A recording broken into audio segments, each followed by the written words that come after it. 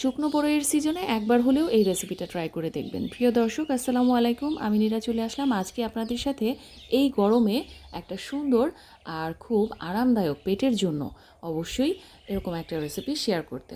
আমি প্রথমে বড়িগুলো অনেকটা শুকিয়ে নিয়েছি। এখন এখান থেকে আধা কেজির মতো বড়ি নিয়েছি, ভালোভাবে ধুয়ে পরিষ্কার করে। তারপর চুলায় একটা পাতিল বসিয়ে এর মধ্যে সরিষার তেল দিয়েছি। তারপর দিয়েছি হচ্ছে অল্প পরিমাণে হলুদ, মরিচ আর ধনিয়া গুঁড়া, জিরা গুঁড়া দিইনি। এই পর্যায়ে কিন্তু চুলার আঁচ একদম কম রাখতে হবে, মশলাটা যেন পুড়ে না যায়। তারপর কিছুক্ষণ নেড়েচেড়ে দিয়ে দিতে হবে হচ্ছে এই যে ধুয়ে রাখা বড়িগুলো।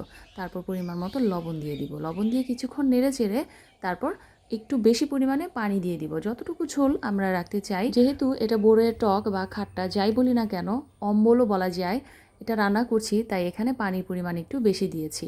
দেওয়ার পর লবণ দিয়ে এটাকে বলক ওঠার জন্য কিছুক্ষণ ঢেকে জাল করে নিতে হবে। চুলার আঁচ এই পর্যায়ে একটু বাড়িয়ে দিয়েছি আমি। এখন এর মধ্যে দিয়ে দেব 2-3টা তেজপাতা। তেজপাতা কিন্তু অবশ্যই দিতে হয়, নয়তো সুন্দর একটা ঘ্রাণ আসে না।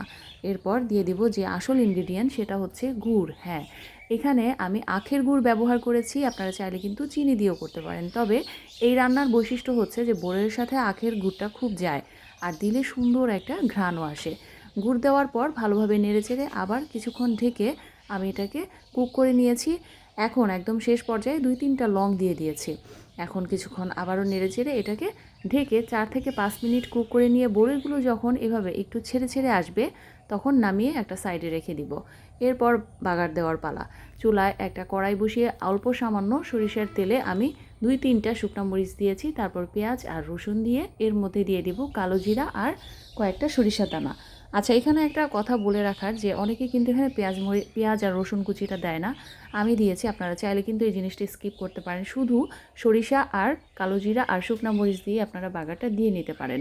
এই তো তৈরি হয়ে গেল দারুণ আকর্ষণীয়, আর দেখতে দেখছেন কি সুন্দর লাগছে। এটা কিন্তু খেতেও মাশাআল্লাহ অনেক ভালো লাগে। একদম ঠান্ডা হয়ে যাওয়ার পর এটা খেলে না পেটে অনেক আরাম হয়।